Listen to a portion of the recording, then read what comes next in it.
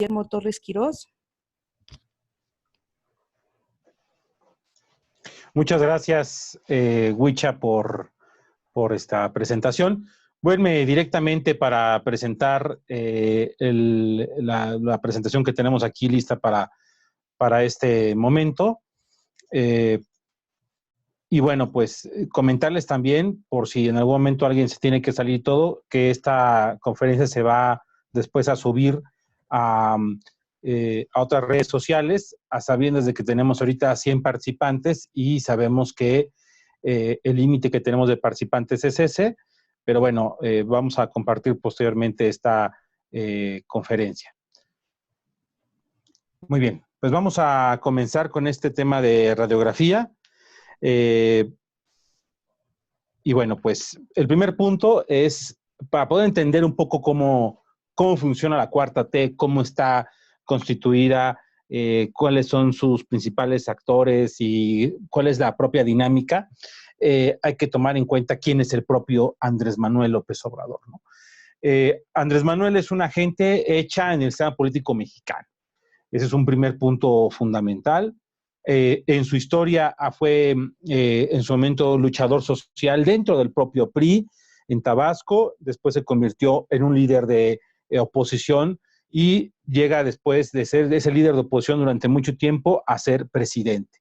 Si uno revisa el currículum del observador, habla de un cuate que ha tenido ciertas obsesiones en ciertas temáticas, siempre muy orillado al tema sociológico, a la sociología. Incluso llama la atención cómo no estudió sociología, sino decide estudiar ciencia política, administración pública.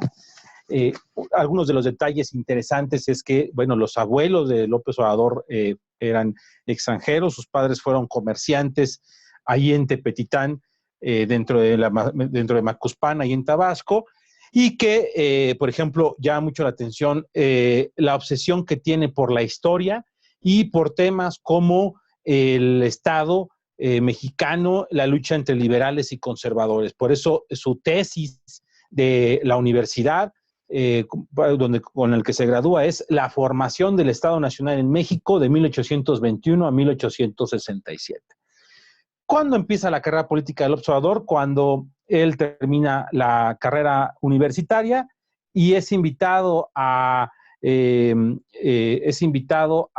trabajar a la campaña del poeta Carlos Pellicer, este poeta tabasqueño que será el promotor de lo que se llamó el socialismo cristiano, algunas de estas poesías donde le da un énfasis a la figura de Cristo como un luchador social.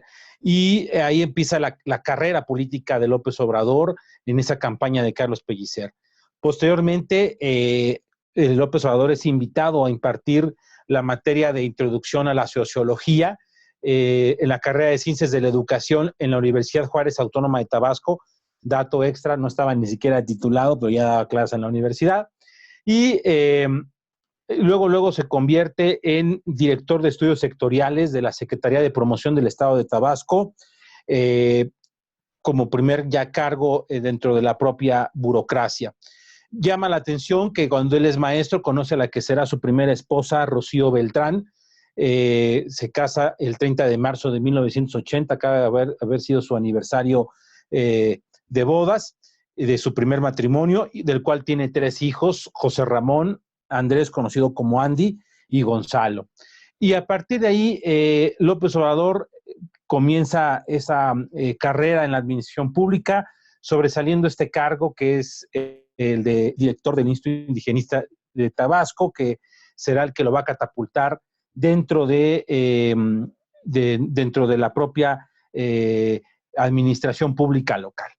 Ahí hay que decir que López Obrador tiene su primer gran sinsabor cuando en el proceso electoral de 1982 está en el equipo de la coordinación de campaña de Enrique González Pedrero, y la gran decepción de López Obrador después de la campaña es que termina él fuera, digamos, de algún puesto de los puestos importantes dentro de la estructura ya de González Pedrero en un principio, lo mandan como responsable del CEPES, que es el Centro de Estudios Políticos y Económicos Sociales del PRI en Tabasco, y posteriormente lo hacen presidente del PRI en Tabasco. Recordemos que en esa época ser presidente del PRI era una función dentro de una Secretaría de Estado.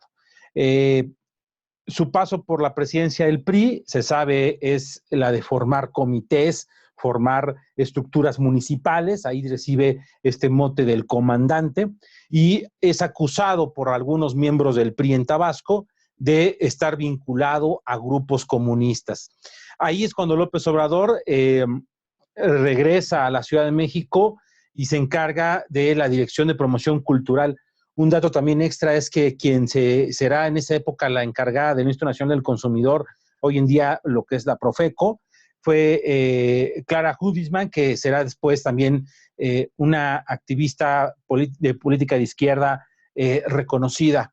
Y bueno, así vemos cómo López Obrador se mantiene el PRI hasta que no es nominado candidato a gobernador de Tabasco, esto en 1988, y después de que no es nominado, después de la elección en la que sale electo Carlos Salinas de Gortari, en el mes de octubre se lleva a cabo la elección de gobernador de Tabasco, en donde será candidato del Frente Democrático Nacional y donde hay que decirlo, a pesar de ser elecciones en las que sabemos el gran control en esa época del PRI, no obtiene una mala votación López Obrador para los rangos de esa época. De ahí se convierte después en presidente nacional del PRD y se convierte en una figura que va tomando relevancia, principalmente por la forma en la que hace su parte de acción política. Dos cosas que sobresalen, que siempre tendrán dentro de su narrativa, dentro de su comportamiento, este tema a veces religioso. Los famosos éxodos, que serán estos recorridos que hace a pie de Tabasco, de centro, de Villahermosa, hacia la Ciudad de México, y que después realizará cuando él será presidente nacional del PRD, esta dinámica de tomar los pozos petroleros, y siempre con esta parte de activista social. Después de la candidatura del PRD en el 94, otra vez a la gobernatura de Tabasco, como esa obsesión, López Obrador queda como una figura ya de mayor renombre a nivel nacional y se da la renovación de la dirigencia nacional del PRD en 1996. Porfirio Muñoz Ledo deja la dirigencia del partido y después de un acuerdo que se había dado dentro de las filas del PRD de que Berto Castillo iba a ser el responsable de tomar las riendas de ese partido, López Obrador decide en ese momento lanzarse como un candidato a la presidencia del PRD, termina siendo apoyado por las principales tribus corrientes del partido, un poco porque saben que se necesitaba a alguien que fuera lo suficientemente contestatario al gobierno en ese momento de Ernesto Zedillo, que estaba superando una crisis económica. La historia después de López Obrador, de dirigente nacional del PRD, ya es más conocida, su postulación como jefe de gobierno en el año 2000, su victoria y después las elecciones en las que él será candidato a la presidencia en 2006, en 2012 y posteriormente en 2018. Y por ese paso, la conformación de Morena, cuando él se da cuenta que ya no puede tener el control del PRD y decide fundar este movimiento como una cuestión obligatoria, algo que le marca la propia dinámica política, pues se obliga que un partido político sea el que te postule. Y bueno, pues ese es el López Obrador que hemos ido conociendo. Bueno, para un poco entender un poco el pensamiento de López Obrador, vale la pena hablar de las influencias. ¿A quién admira López Obrador? Digamos que hay tres actores principales que influyen muchísimo en su formación. Primero, Rodolfo Lara Lagunes, que fue su maestro de civismo en la secundaria allá en Tabasco y que será el que le meterá esa cosquilla por pertenecer a la izquierda y de hacer un activismo en los movimientos estudiantiles. Otro personaje que tendrá una gran relevancia para él es Carlos Pellicer, este poeta tabasqueño del que ya mencioné, y el que será su padrino político, Enrique González Pedrero, con el que se va a tener un distanciamiento y después regresará otra vez ese encuentro entre quien fue, digamos, su padrino político. Esos son los tres principales personajes en la formación de López Obrador, aunque él tiene admiración también por otros más que mencionaremos. Precisamente Carlos Pellicer tiene una frase bastante interesante que dice que cuando a un hombre le sigue a un pueblo entero es porque el corazón en las manos lleva, ¿no? Que esta frase es una frase que López Obrador mencionó de forma constante, principalmente en su actividad política en el estado de Tabasco. Y bueno, otros personajes que también tienen una admiración están gentes como Enrique Dussel, que fue este filósofo de la teología de liberación argentino, que en su momento fue responsable de la formación de Morena, que fue rector de la Universidad Autónoma de la Ciudad de México, Manuel P. Rocha, que fue el primer rector de la Universidad Autónoma creada por él, Arnaldo Córdoba, que pues dato cultural es también el papá de Lorenzo Córdoba, el actualmente presidente del INE, y que fue maestro de López Obrador en la UNAM. El caso de José María Pérez Gaya, fallecido, que fue también su maestro y quien le llevó parte de la vinculación internacional en 2006. Octavio Rodríguez Araujo, otro también de sus maestros, asesor del movimiento zapatista y miembro del Consejo Consultivo de Morena. Víctor Flores Solea, que fue director de la Facultad de Ciencias Políticas de la UNAM y de la cual estuvo ahí involucrado López Obrador.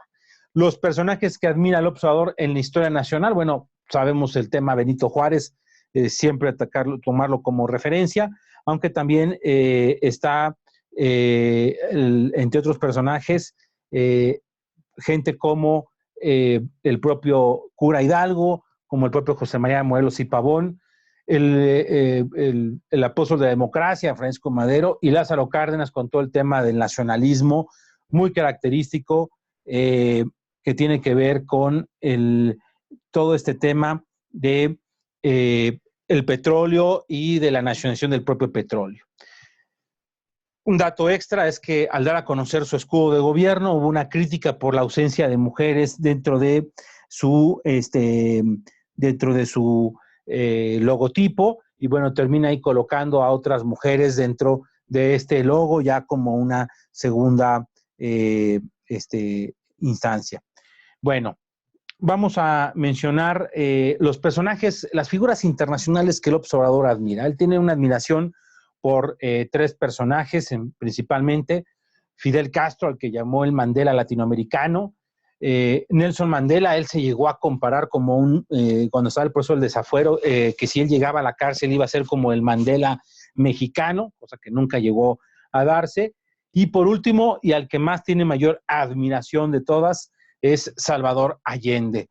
Incluso ustedes pueden consultar en entrevistas precisamente el golpe de Estado contra Salvador Allende será el motor de motivación para que López Obrador participe en la vida política de forma más activa.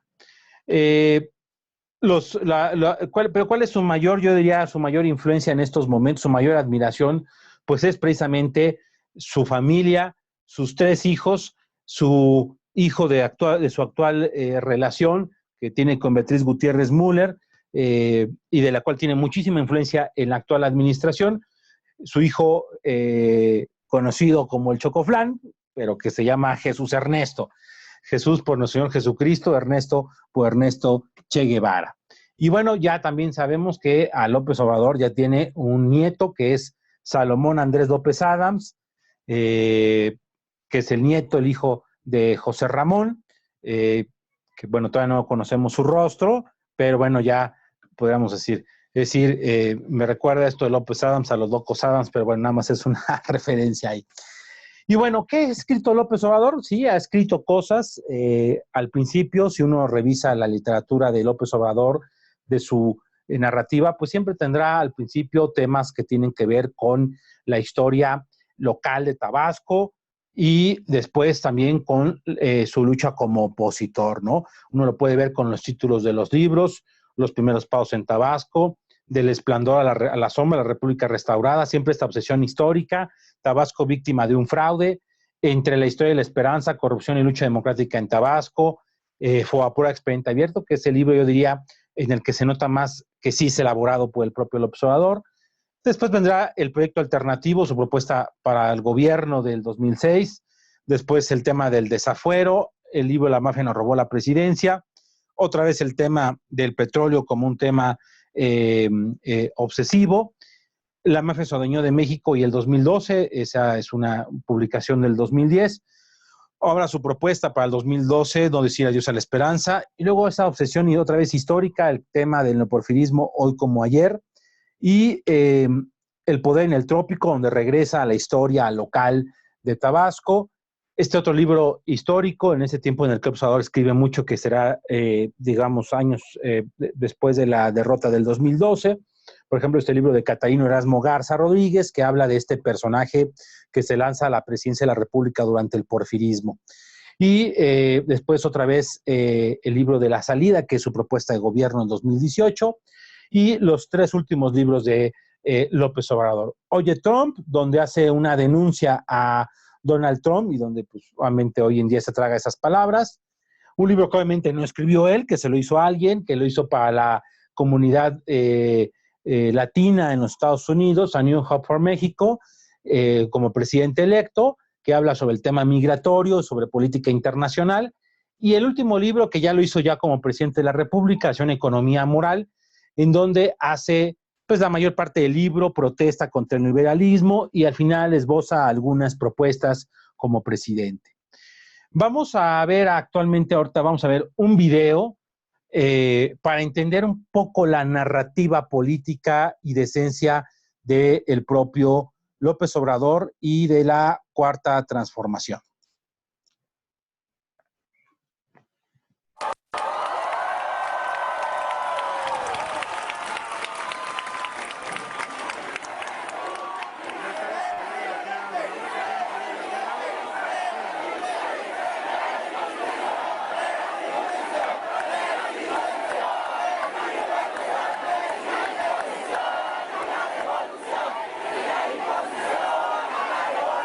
Convocados por los fantasmas, no sienten como reuniendo las emociones de todos los que estamos aquí.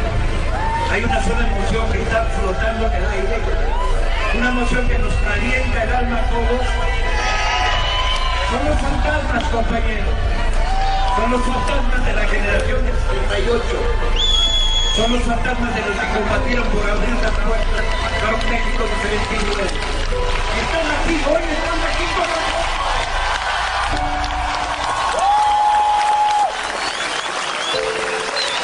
Ustedes son los que nos gobernada.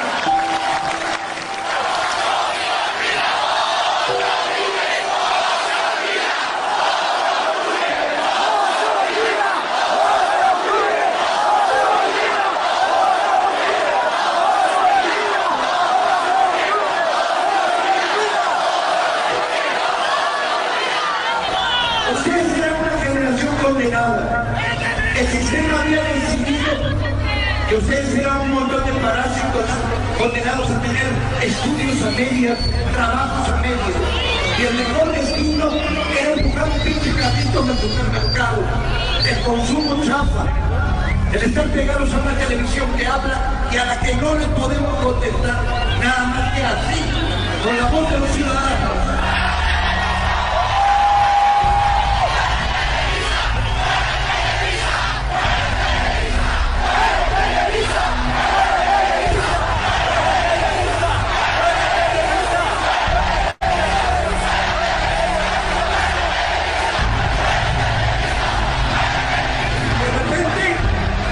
Maleficio que me ha condenado a una generación a sufrir gobiernos de criminales, de corruptos, de ineptos, de mentepatria.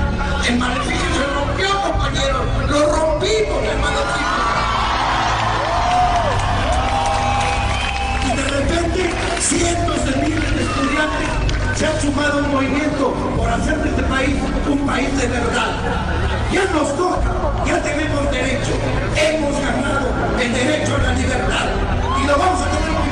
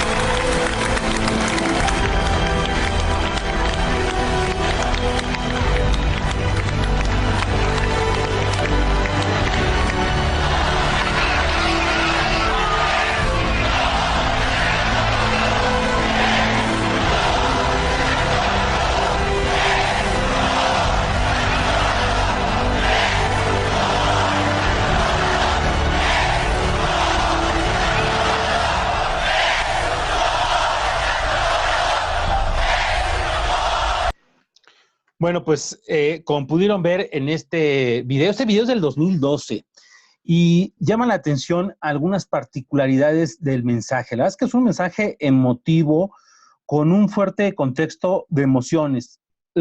Dentro de esta análisis de la radiografía de la 4T, debemos de entender cómo sí se utiliza la emoción como un elemento para, de alguna manera, jalar y contagiar.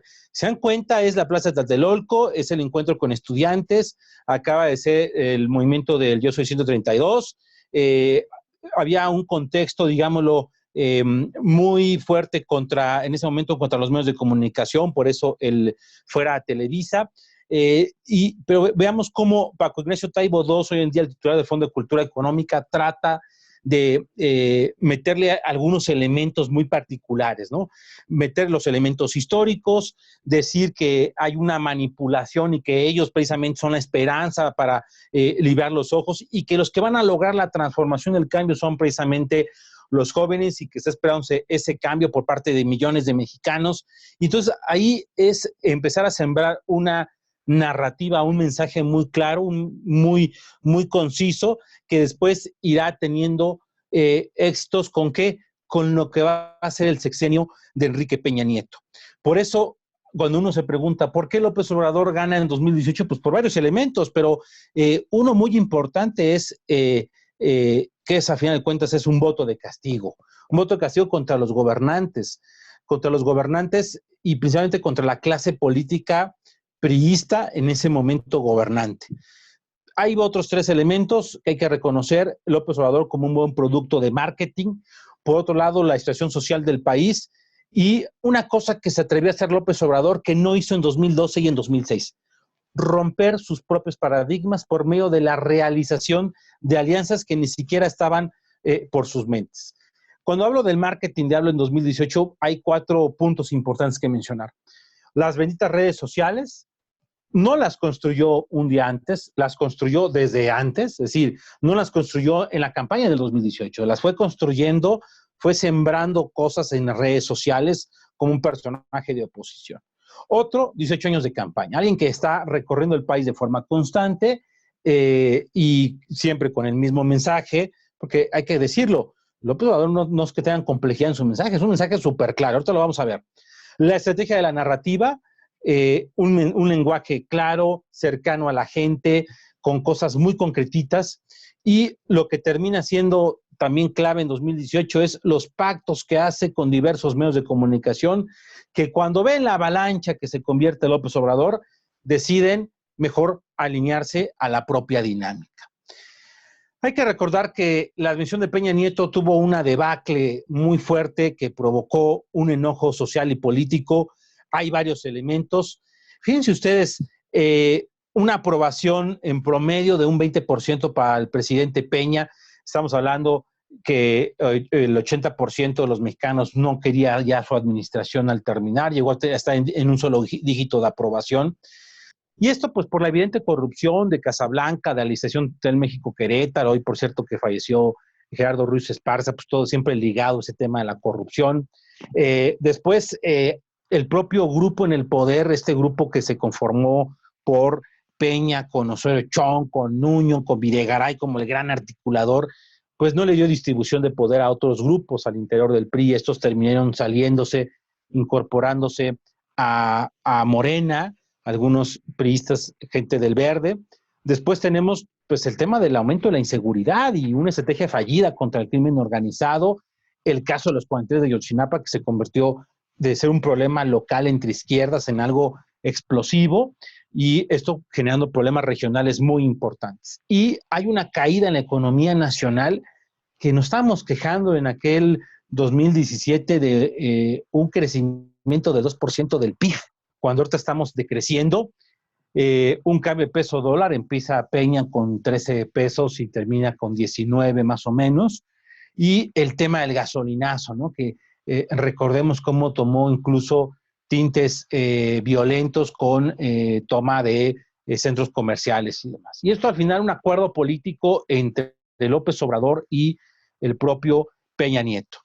Dentro de esto que les decía, que rompe paradigmas y construcción de movimientos, podríamos hablar de, bueno, pues ya tiene un partido del cual él es dueño, ¿no? Que es el caso de Morena para el proceso del 2018, mantiene sus acuerdos históricos con los sectores de la izquierda que han sido sus tradicionales aliados, la Coordinadora Nacional de Trabajadores de la Educación, las feministas, los grupos LGTB, suma gente del PRD, y después lo que sí rompe paradigmas es que otorga candidaturas y espacios a gente que eran de sus grupos antagónicos. Estamos hablando de empresarios, de exmilitantes del PAN, del PRI. Ahí podríamos meter en ese paquete a gente como Gerardo Martínez Cázares, Tatiana Cloutier, Poncho Romo, etcétera, rompiendo con todos esos paradigmas que tenía, ¿no?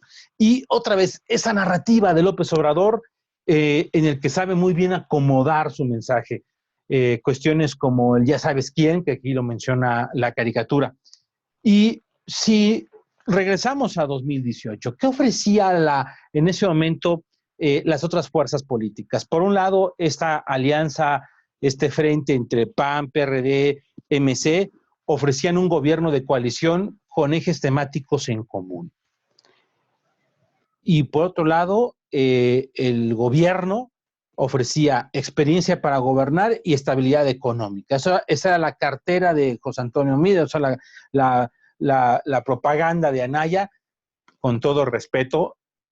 ¿Cómo se come eso de gobierno de coalición? No fue algo aterrizado a la gente. ¿Cómo tú puedes hablar de estabilidad económica, experiencia para gobernar, si tú ves que están robando?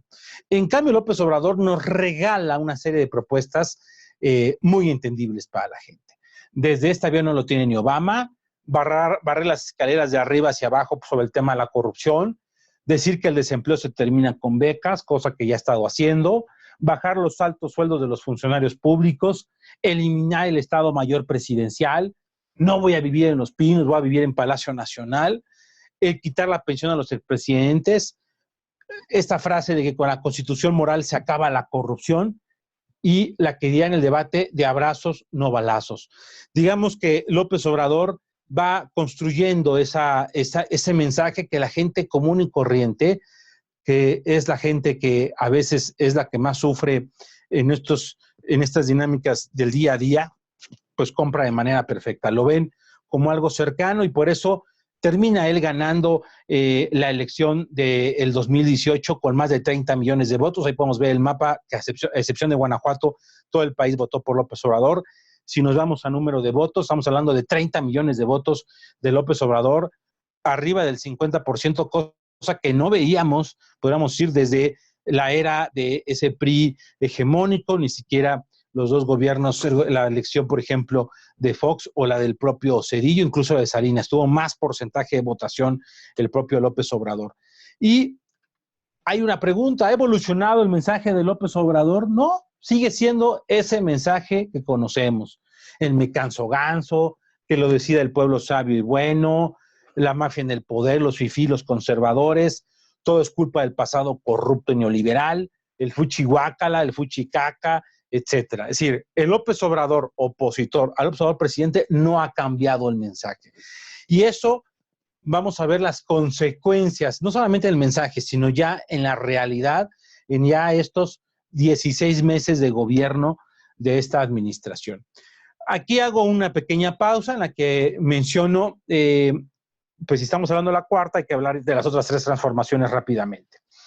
Podríamos decir que hay tres transformaciones que son las que marca el propio López Obrador, que estamos hablando el proceso de independencia, pero en específico, digamos ya después la Constitución de 1824, que será esta Constitución de corte federal liberal, con consecuencias políticas, derrumban a Agustín Iturbide como emperador, nacen dos bandos políticos, liberales y conservadores, hay consecuencias sociales, una gran crisis económica con efectos en la conformación ya de las clases sociales que venían estructuradas antes en el virreinato y que ahora cambian en su dinámica. Las leyes de 1857, las famosas leyes de reforma, con sus consecuencias como la desamortización de bienes eclesiásticos y quitarle funciones a la propia iglesia, como el registro civil, y pues se dará a quitarle las propiedades a la iglesia, pues el nacimiento del latifundio que tendrá ya efectos durante el porfiriato.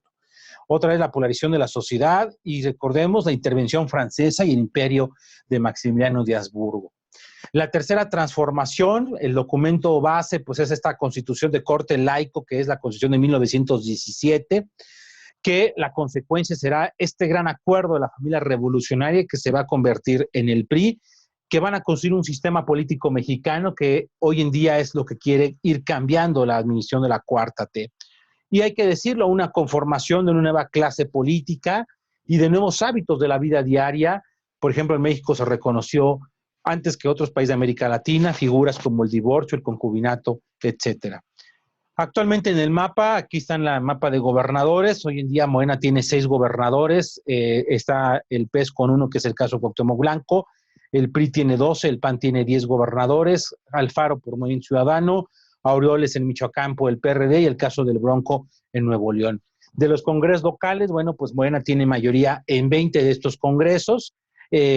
Teniendo esta mayoría, es importante decirlo, la importancia para el tema federal, los congresos locales, es la ratificación de las reformas constitucionales. Todas las reformas constitucionales actualmente que se están haciendo, pues pasan de forma rápido. Después, vemos actualmente la conformación de la Cámara de Diputados. En estos momentos es con el último corte. Morena tiene solitos, sin sus aliados, mayoría absoluta, es decir, la mitad más 1. Con eso tiene para hacer reformas a las leyes generales, a las leyes secundarias del país. Y si quiere hacer una reforma constitucional, necesita 334 votos, los cuales los puede construir con la suma que hace con el PT, el Partido Encuentro Social y el Verde, que pues ahora se ha convertido en el palero, digámoslo así, de Morena. Hoy en día, antes teníamos en este país diputados sandías, ¿no? Que eran verdes por fuera, rojos por dentro. Hoy en día tenemos diputados kiwi, que son morenos por fuera y por dentro son verdes, son del Partido Verde. El caso de Manuel Velasco, el exgobernador de Chiapas, hoy en día senador, pues alineado totalmente al gobierno de López Obrador. Y en el caso del Senado, ahí sí hay un poco de diferencia. Estamos hablando de que Morena tiene 60 solitos, necesita otra vez al PT, a Encuentro Social, al Verde, pero no le alcanza para la mayoría calificada para reformar la Constitución. Y entonces, de repente, utiliza esos 14 senadores del PRI encabezados por Osorio Chong para utilizar el propio legislativo para sacar las reformas constitucionales. Si uno hace una revisión de las reformas constitucionales, encontramos que este gobierno ha ido aprobando muchos de los principales pliegos petitorios que tuvieron el proceso electoral del 2018.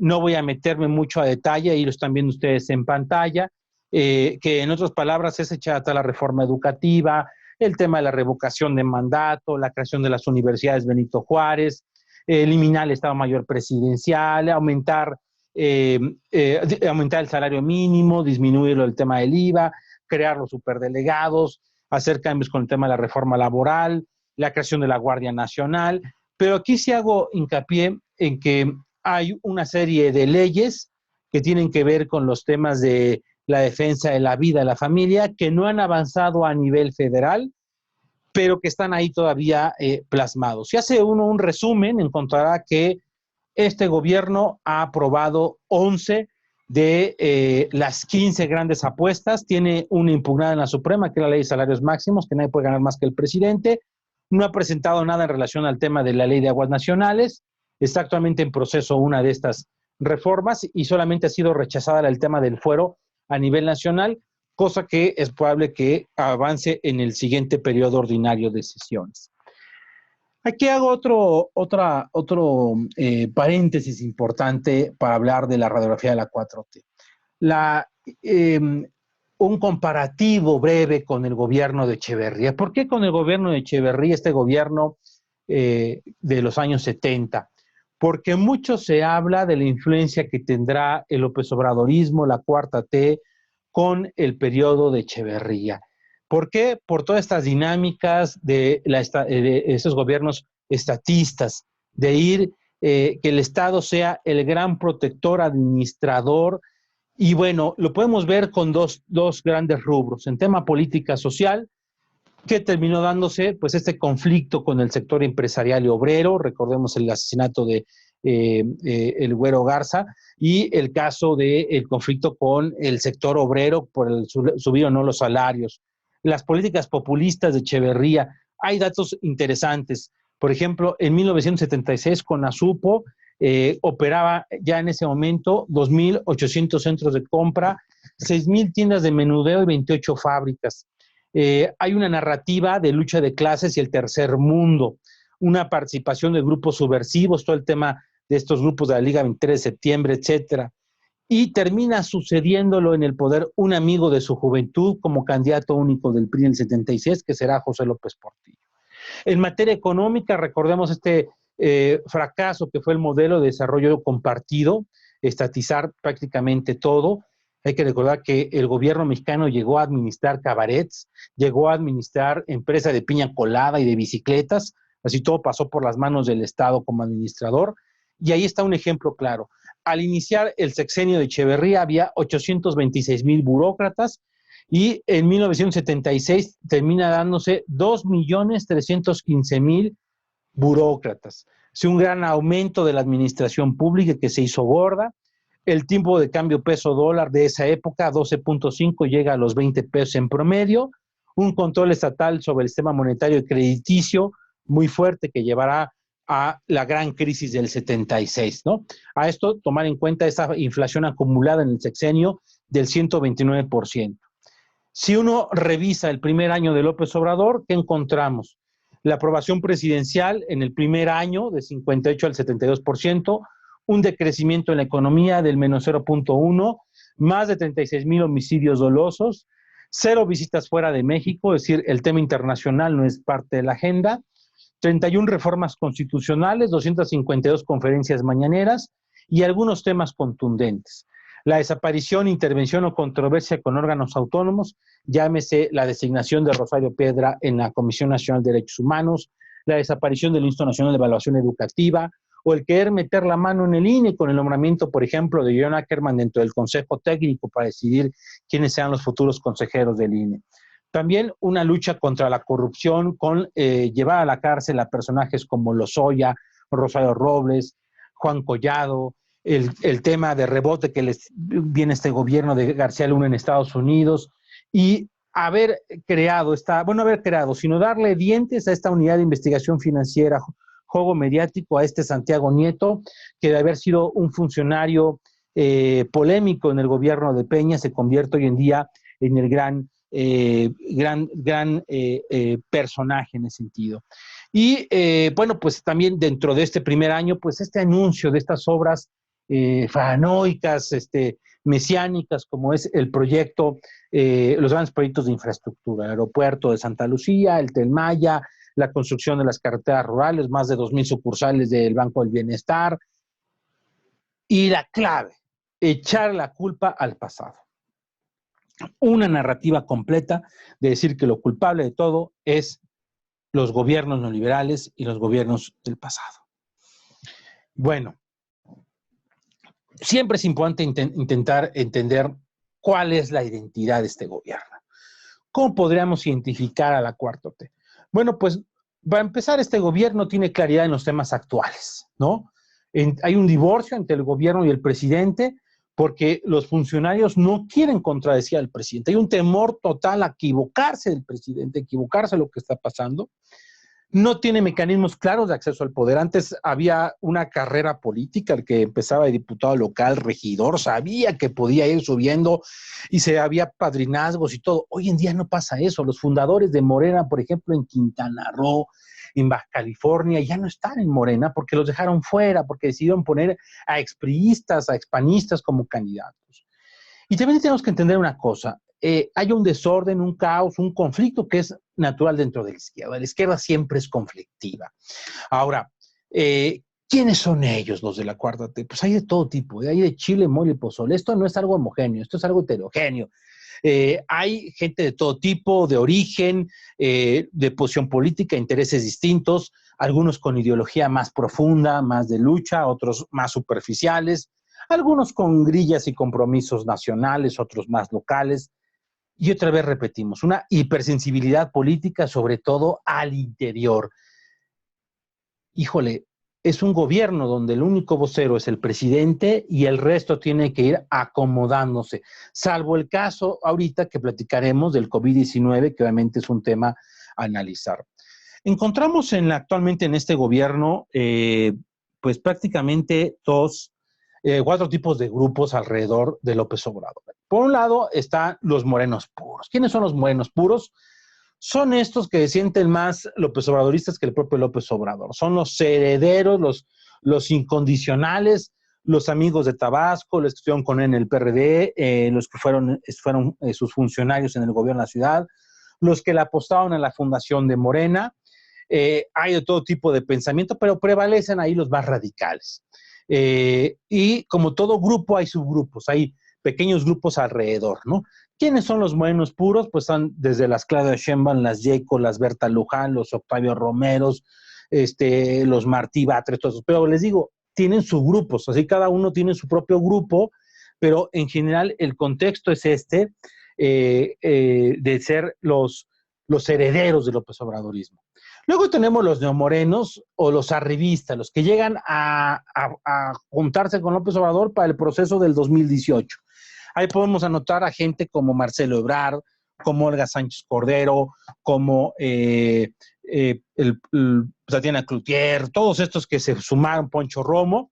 Hay algunos de los antiguos aliados de López Obrador que no siempre le apostaron al tema Morena, como Alejandro Encinas también, por ejemplo. Y también, como todo grupo, hay subgrupos dentro de esta clasificación de los neomorenos. Luego tenemos el grupo de presidencia. El grupo de presidencia es un grupo, digámoslo así, interesante. Hay una cabeza importante, un cerebro operador que es Julio Scherer y un operador que es Gabriel García, del que mencionaré más adelante. También está en ese grupo la esposa del presidente López Obrador, Beatriz Gutiérrez, que a su vez está este grupo de discípulos de Carlos Monsiváis, este intelectual de izquierda, que están muy cercanos a Beatriz Gutiérrez, gente como el vocero de la presidencia, que no hace ser vocero, que lo hace el observador, pero que juega un papel, ¿no? Jesús Ramírez Cuevas, que fracasó en la estrategia hace tiempo sobre el tema del combate a las adicciones. Y bueno, este grupo es un grupo más pequeño, más compacto, que su interés económico, su interés es un poco más de poder y que tienen un juego político interesante. Y por último está el grupo de Ricardo Monreal, el líder de Morena en el Senado. Este es un personaje que ha sido el único que puede decir a los cuatro así, abiertamente que ha renunciado a Morena y regresado, que se ha peleado con el presidente y el presidente ha pedido que regrese. Recordemos Monreal, frustrado por no ser candidato a jefe de gobierno en 2018 y negociado con López Obrador. Hay datos interesantes. Monreal se reúne semanalmente con el presidente, hace un juego político más claro y le ha ayudado al presidente a sacar el atoradero que puede ser el Senado por no tener la mayoría calificada. Monreal ha jugado papel importante en la aprobación de la Guardia Nacional y en algunas otras de las leyes que están ahí. Y digamos que aspira todavía a la presidencia en el 2024 y que para eso ha creado un nuevo partido político llamado Fuerza Social por México, utilizando otro actor del que mencionaremos. ¿Cuáles son las agendas de estos grupos? En todos los grupos hay gente con 4 visiones de pensamiento. La visión del Foro de Sao Paulo, la visión estatista estilo Echeverría, algunos que están por el tema de un cambio de régimen, estilo el fracaso de la democracia latinoamericana de principios del siglo XXI, y otros que le apuestan a la visión del viejo sistema, es decir, un sistema populista, autoritario, y digamos que estas 4 visiones están en todos los grupos y por eso vemos de forma repetitiva que el funcionamiento de Morena gira muy de esa forma, ¿no? Incluso pareciera que el presidente a propósito no se mete en las cosas que le causan conflictos interiores. Hay 2 ejemplos grandes en esto.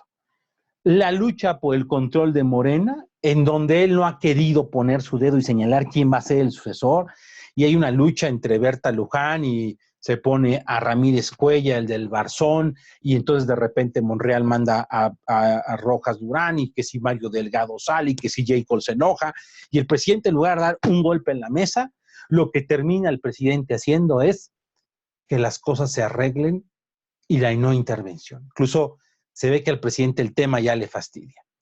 Y otro ejemplo de la ausencia del presidente en las decisiones fuertes fue cuando hace unos días manda a Marcelo Ebrard, a Olga Sánchez Cordero, al secretario de Salud Alcocer, al subsecretario López-Gatell, a hacer la declaratoria de emergencia sanitaria sin estar él presente. Eso es. López Obrador le huye a los temas que le pueden generar conflicto. Por eso, al final, hasta que él meta la mano, es que se deciden. Y ha habido iniciativas, estos grupos toman su iniciativa, su caminito, de forma automática, y cuando ya de plano se pone el asunto complicado, da el golpe López Obrador. Y un ejemplo de esto es la gran pregunta: ¿por qué Morena, si tiene los números en diputados y en senadores, no ha aprobado, entre otras cosas, la despenalización del aborto a nivel nacional? Pues porque es un tema polémico que al presidente le causa urticaria, y la lucha que dan los grupos de legisladores con estos temas, pues ahí está. Ahora, hay que decirlo, es un gabinete incompetente. ¿Por qué? Porque el presidente buscó reducir perfiles, la parte operativa reducirla, y terminamos viendo a personajes que no están a la altura de las responsabilidades que está hoy en día mereciendo el país. Esta fotografía que estoy enseñando, donde están gobernadores, algunos muy sonrientes, por cierto, con los miembros del gabinete en Palacio Nacional, a punto de tomar sus platillos tabasqueños, nos refleja ese López Obrador del fondo de la mesa, cómo tiene esa visión presidencialista. Esa visión de yo soy el que manda aquí y toda la clase política debe estar a mi alrededor.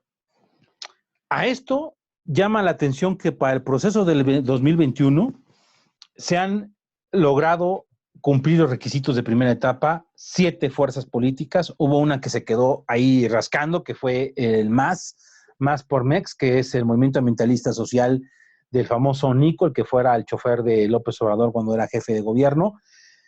Pero tenemos estas otras 7 fuerzas políticas que han cumplido por el momento los requisitos.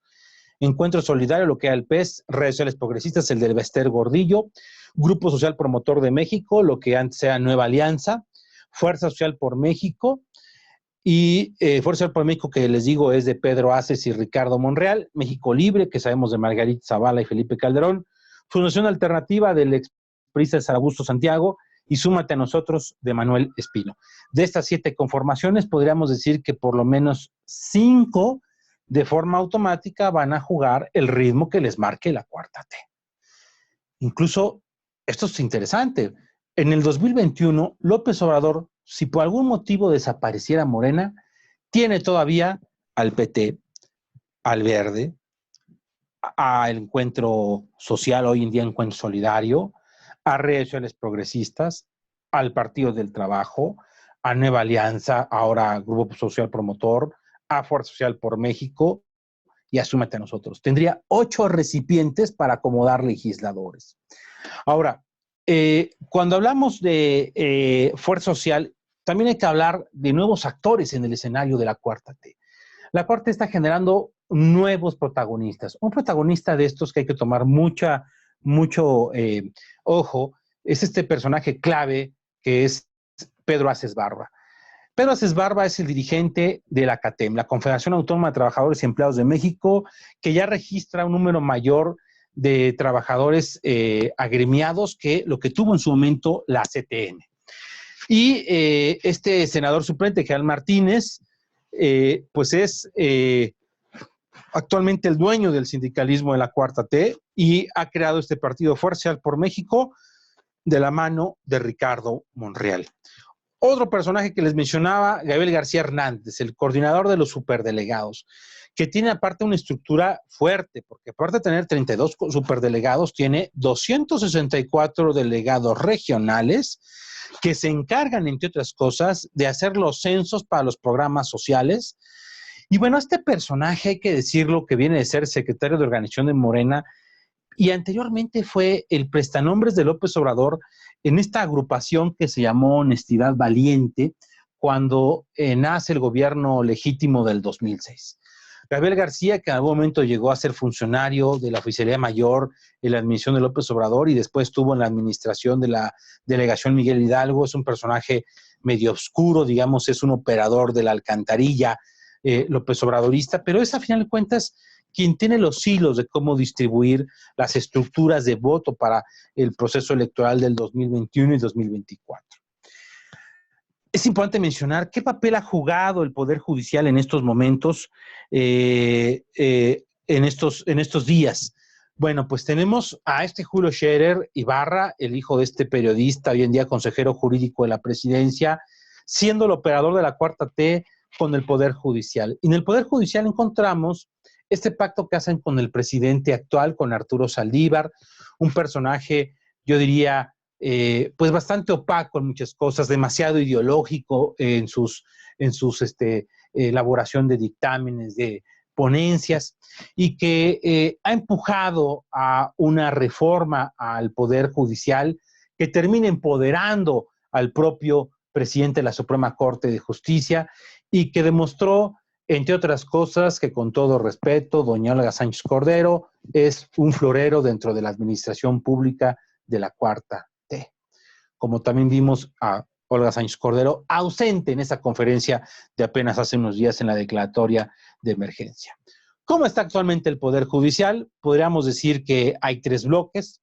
El bloque pro AMLO, en el que está Arturo Saldívar, está Norma Piña, está Margarita Ríos Farjat, nombrada ya en esta administración, Yasmín Esquivel, la esposa de Riobó, que también es nombrada en esta administración, Juan Luis González Alcántara, lo pongo en asterisco, nombrado en esta administración, fue presidente del Tribunal Superior de Justicia de la Ciudad de México cuando López Obrador era jefe de gobierno, y que por cierto ya votó en alguna de las votaciones, ya lo hizo en contra de la Cuarta T, por eso lo pongo en asterisco, y Fernando Franco, en el bloque de los que están con la Cuarta T. Anti-AMLO hay tres ministros que lo han mostrado así, Alberto Pérez Dayán, Jorge Pardo y Luis María Morales, el expresidente de la Suprema Corte, y jugando de forma neutra Javier Lainez y Gutiérrez Ortiz Mena, que pues de alguna manera han estado un poco ahí jugando. Pero vemos que la Suprema Corte de Justicia, ya en número de conformación, recordemos este caso donde sale Medina Mora utilizando esos juegos políticos que ya no veíamos, ahí vemos precisamente entrando a estos personajes hoy en día jugando de esa manera. Y bueno, es importante, esta construcción de la Cuarta no se podría entender sin algunos actores que son los que le ponen el ingrediente principal, le ponen el juguito de limón a los tacos, por llamarlo así. Y ahí es cuando encontramos a estos personajes que le han dado esas herramientas y ese oxígeno a los chairos que conocemos comúnmente.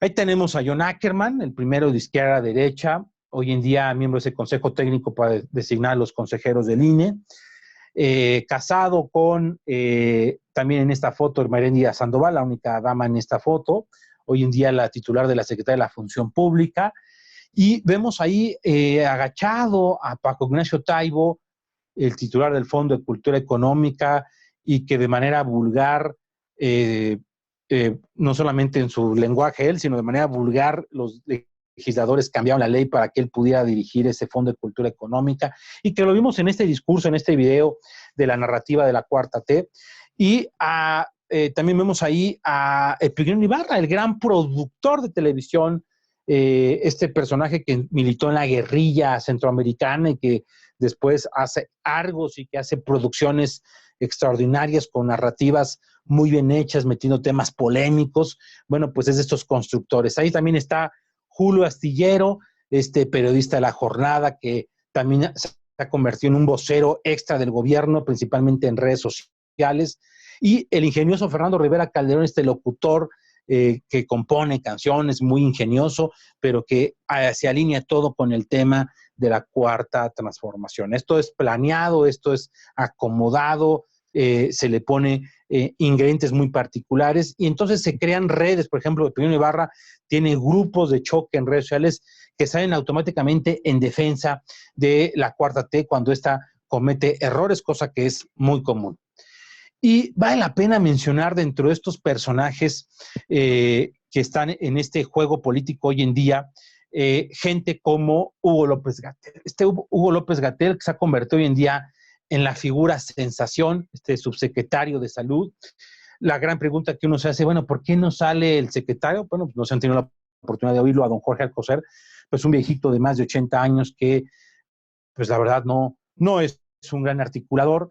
Y este gobierno necesitaba un vocero que fuera fresco y pues le ponen este reto a este personaje que fue funcionario en la administración calderonista, por cierto, un experto en el tema de epidemias, ni mandado para hacer este asunto, pero que vemos cómo se puso de pechito hacia López Obrador, ¿no? Incluso aquí hay algunas frases de esta pandemia que estamos viviendo, ¿no? Frases como, si son ricos, tienen riesgo, los pobres estamos inmunes, que nos regaló el gobernador de Puebla, Barbosa.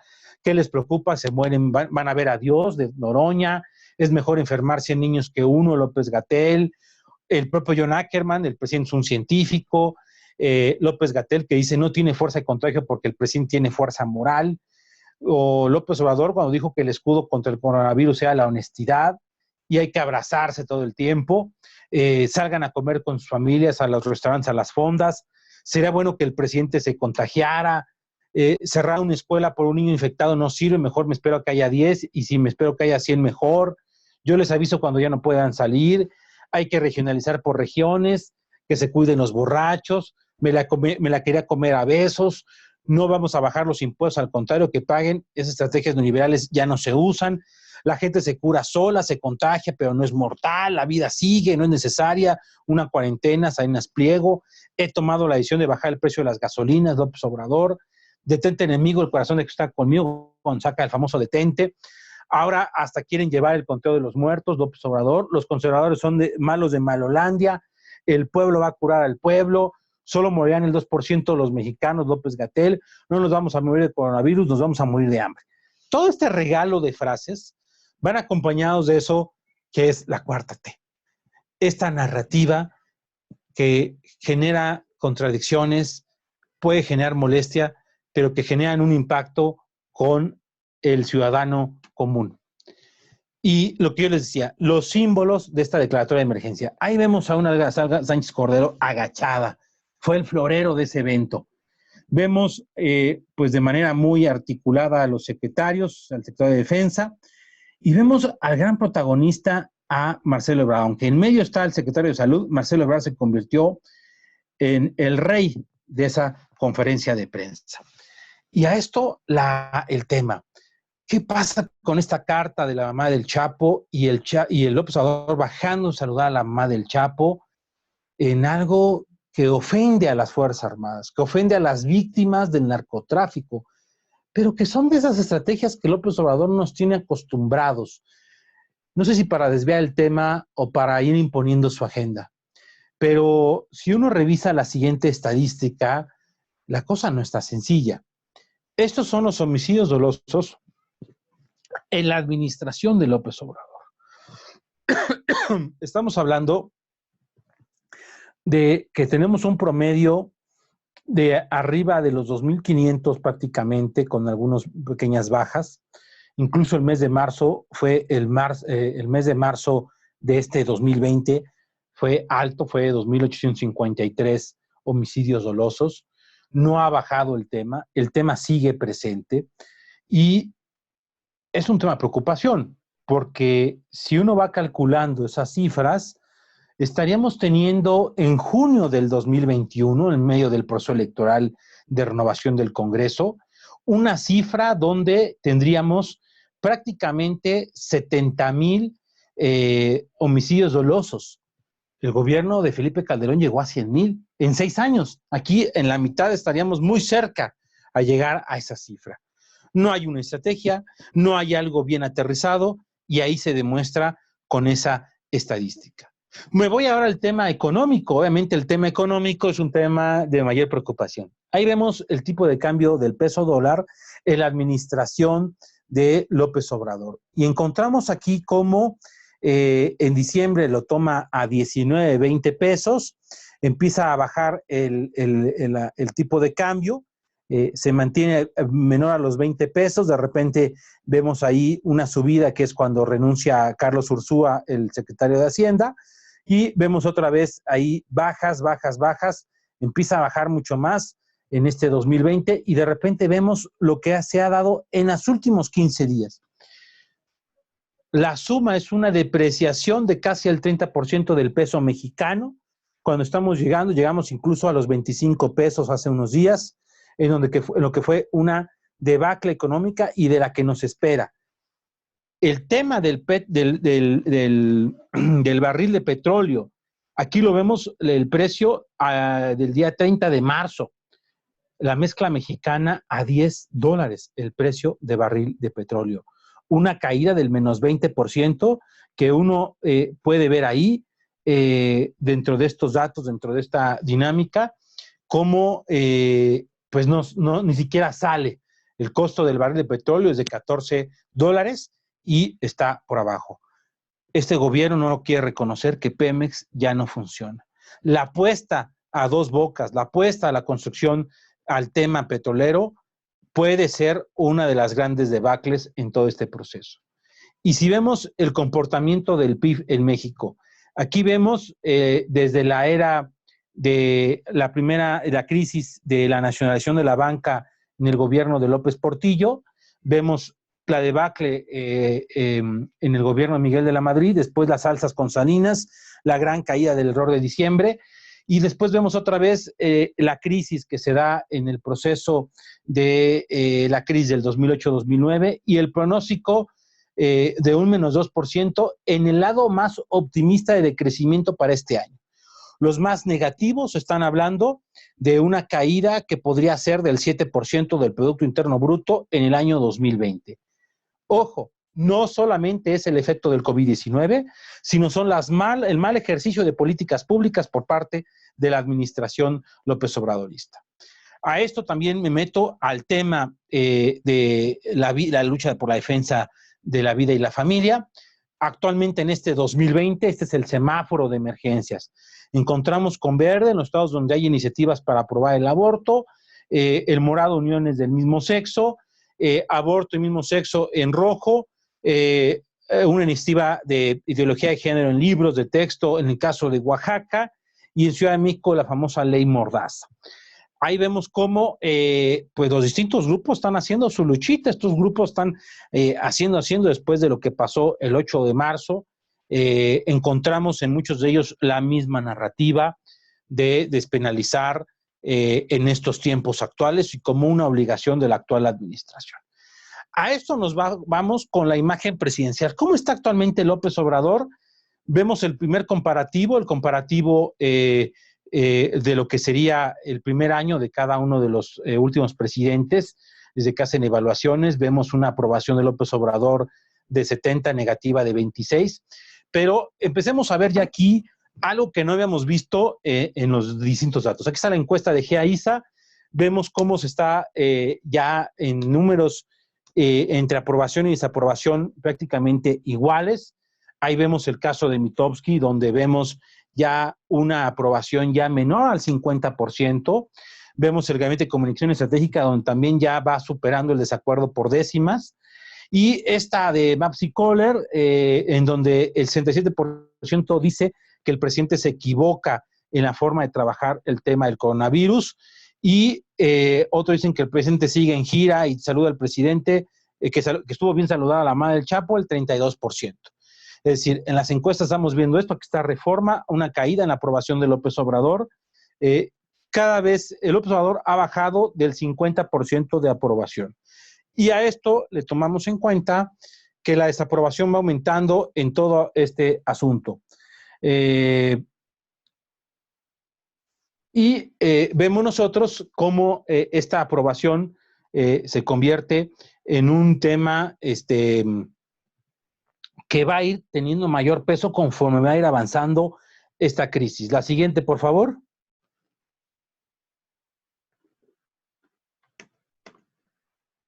Que me han quitado el control de la... Un momento. Por favor, ¿puedes retomar los controles, Guillermo, por favor?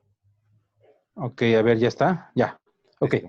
Aquí está el resumen. El resumen de esto se da con Oráculos. Oráculos junta todas las encuestas que se publican y vemos nosotros cómo se da ya en la suma de las últimas, en marzo, todavía una aprobación arriba del 50, pero una desaprobación cada vez más grande, que sumando estas últimas es probable que para el mes de abril ya la franja roja esté por arriba 1, 2, 3 puntos del presidente.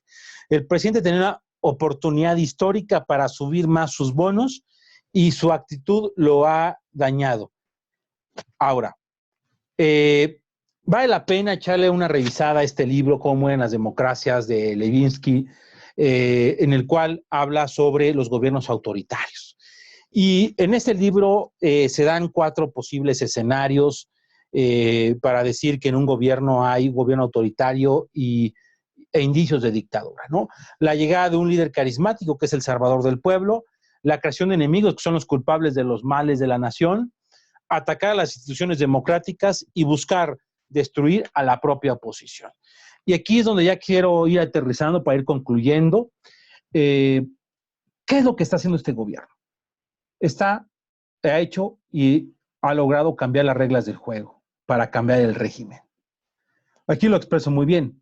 Mientras todos piensan y quieren jugar con las reglas del fútbol, preparan sus 11 contra 11, cuál va a ser la línea defensiva, la de ataque, las porras, el árbitro, todo, López Obrador está jugando béisbol. Hoy en día, la sociedad civil, la oposición, no está jugando las reglas que tiene la cuarta T. Y como no están jugando las reglas, pues no están al mismo ritmo. Y entonces lo que estamos viendo es que la cuarta T está con estas reformas creando su propia constitución. Está provocando un nuevo elemento, nuevas reglas del juego. Y aquí es importante mencionarlo. No siempre las reglas escritas son las reglas del juego. A veces las reglas del juego son las reglas no escritas. Y pareciera que esto es lo que está haciendo precisamente un López Obrador, que tiene sus distractores, como la rifa del avión presidencial. ¿Por qué? Porque es experto en comunicar. Vamos a ver algunos videitos. Para mí es muy representativo porque es un López Obrador enojado cuando la gente de su pueblo le reclama cosas. Parece como si no estuviésemos haciendo nada. Llevamos 14 meses y a ver, yo les digo, no están recibiendo más del doble los adultos mayores en pensión. Es lo mismo que antes. ¿Qué no están recibiendo a las niñas, los niños con discapacidad su pensión? ¿Saben cuántas becas estamos entregando? Claro que falta. Pero ¿saben cuántas llevamos entregadas? 11 millones de becas en todo el país. A ver, les pregunto, ¿no todos los que estudian preparatoria tienen sus becas? Ah, ¿cómo que no? ¿Cómo que no? La mentira es del demonio. Es reaccionaria, es conservadora. La verdad es revolucionaria. Este video nos regala precisamente el mensaje de la cuarta T en estos momentos en los que está el presidente prácticamente desesperado porque ve que no está funcionando su equipo. Llama la atención, aunque obviamente él en su narrativa, él va a seguir haciendo esto. Y a esto uno encuentra otro elemento también importante, Y es este otro videíto de esto que se han creado esos comités de defensa de la Cuarta Transformación. Morena comienza a armar en México sus comités de defensa de la Cuarta Transformación, una estructura similar a los comités de defensa de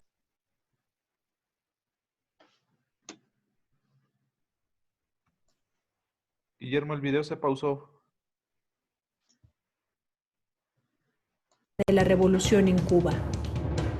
El impulsor es Marcelino Gómez Brenes, delegado en Chihuahua de la Secretaría del Bienestar, quien a su vez es delegado de Morena en esa entidad. El plan es conformar comités desde el nivel de barrio, colonia y municipio para que vecinos y simpatizantes defiendan las políticas del presidente López Obrador. Cada grupo será coordinado por un promotor. Esta estructura, que se crea un año después de que Morena ganó las elecciones federales, es similar a los comités cubanos que surgieron en 1960, un año después del triunfo de la revolución. Ahora tiene grupos desde vecinos de una misma cuadra hasta representantes nacionales. Entre sus actividades están desde trabajos de mejoramiento urbano hasta la formación ideológica de la población y movilización a eventos políticos. Cualquier parecido ¿es neta?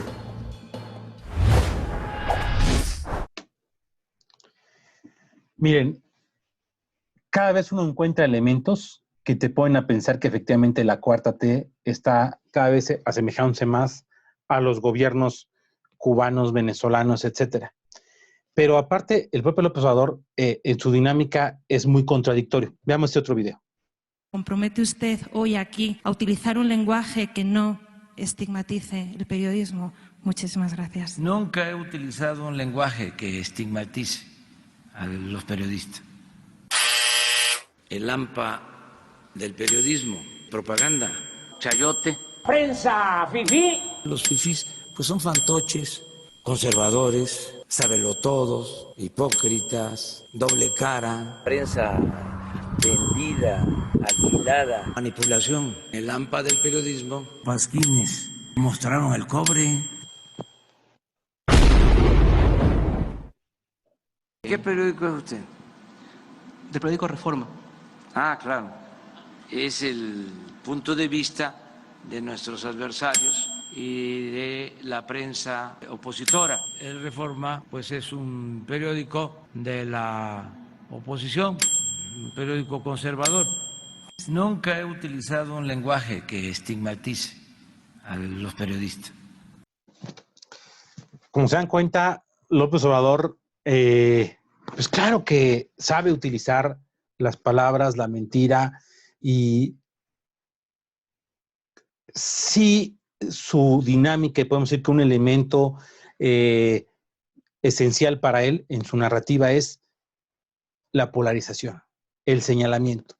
Porque si él los señalara culpables, entonces él sabe que la responsabilidad se le va a indicar a él.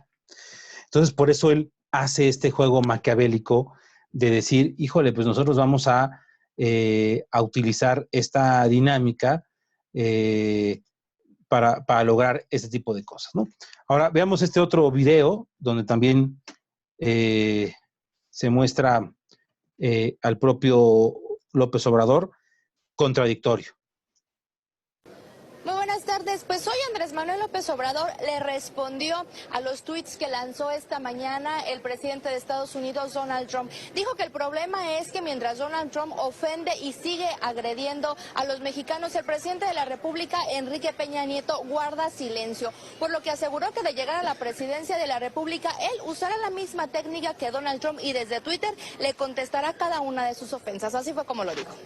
Yo también me voy a poner ahí. Ahí te va la respuesta. Cada vez que haga lo que hizo hoy, va a tener respuesta directa. O sea, no ese que le voy a mandar a decir con el canciller, con el secretario de Relaciones Exteriores. No. Sí. Él usa su Twitter, su Face, yo voy a usarlo también. Nosotros hemos actuado con prudencia, de manera precavida, no hemos opinado sobre este tema, porque se trata de un asunto interno del gobierno de Estados Unidos, de dos posturas, y preferimos abstenernos. Además,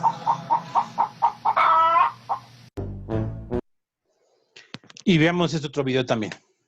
Esta boda de la hija de Joaquín El Chapo Guzmán, si los servicios de inteligencia que ustedes tienen en el Gabinete de Seguridad sabían algo, porque se dice que incluso estuvo Ovidio Guzmán, si saben qué pasó en esta boda. No tengo información sobre eso. ¿No? El presidente de México tiene toda la información que se necesita. O es cómplice o se hace de la vista gorda. Bueno, ¿qué encontramos? Las contradicciones de López Obrador, las contradicciones de la Cuarta T, son sus principales enemigos. Pero si López Obrador sigue alimentando a su base, sigue alimentando a los que están alrededor de él va a seguir teniendo ese voto duro. El voto duro aproximado de López Obrador, estamos hablando que es entre 16 y 18 millones de votos. Es el voto duro de López Obrador que ha reflejado en procesos electorales. Quitemos el tema del proceso electoral de 2018 que llegó a los 30 millones de votos. Esta narrativa, este mensaje, siempre están mencionando las contradicciones, pero al mismo tiempo ir generando los villanos e ir construyendo estructuras mentales en las cuales él es el salvador, pero al mismo tiempo si fracasa algo es culpa del pasado o hay una mala leche, los conservadores, etcétera, puede llegar a tener un desgaste en este tema del COVID-19. Aquí está otro video donde vemos a López Obrador cuando era dirigente nacional del PRD, cuando habla precisamente de los programas sociales y cómo pues al final de cuentas también termina siendo una contradicción. Han habido cambios, ya no utiliza el PRI los mismos métodos, ya no hay robo de urnas, ya no hay falsificación de actas, ya no hay carruseles. Ahora hay un procedimiento moderno, para decirlo en términos tecnocráticos. Ese procedimiento consiste en utilizar el presupuesto público. Ellos apuestan mucho a derramar recursos para crear un ambiente artificial de prosperidad, utilizan recursos para dar ayudas personalizadas y obtener los votos. Esa es la esencia de la nueva estrategia del PRI y del gobierno, al grado que si el PRI no utiliza el presupuesto público, no ganaría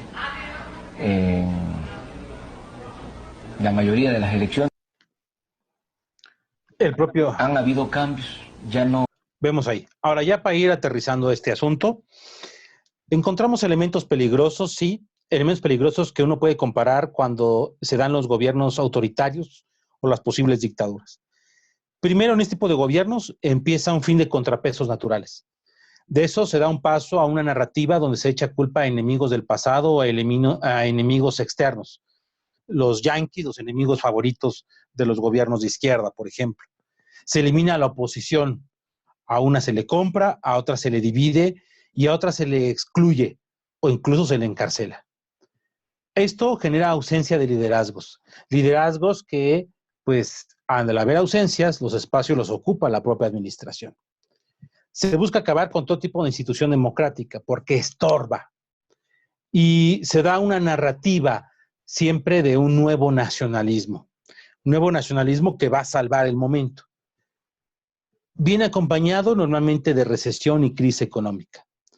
Y esta crisis económica provoca inseguridad e impunidad, generando muchísima más pobreza de la que existe Y se da, como respuesta natural, un autoritarismo unilateral por parte de quien manda. Se elimina la libertad de expresión y se da la puerta a la reelección o incluso a una dictadura. La verdad es que podríamos decir que hay 4 escenarios alternativos para el 2024 que puede tener cambios importantes por el tema del COVID-19. ¿Qué pasa si se consolida la cuarta transformación? En un primer escenario, y fracasa la oposición sigue desvertebrada, pues vemos un paso a la reelección de López Obrador, ya sea la de imponer al sucesor o la de él mismo nombrarse. Aquí podríamos decir que López Obrador juega al estilo muy particular de Porfirio Díaz. Cuando Porfirio Díaz, de entrevista con Krellman, anuncia que ya no se va a reelegir, sus partidarios, Bernardo Reyes y compañía, terminan peleándose a muerte. Y entonces interviene Porfirio Díaz y dice, no saben ponerse de acuerdo, yo voy a seguir gobernando. Pareciera que es la apuesta de López Obrador. Y a esto habría que mencionar un segundo escenario. Se consolida la cuarta transformación, pero la oposición se empieza a vertebrar y empieza a cambiar su propia narrativa. Entonces encontramos ahí una lucha frontal entre el régimen y la oposición organizada. Un tercer escenario, la oposición sigue desvertebrada, pero fracasa la cuarta transformación por crisis económica, por el caos, etc.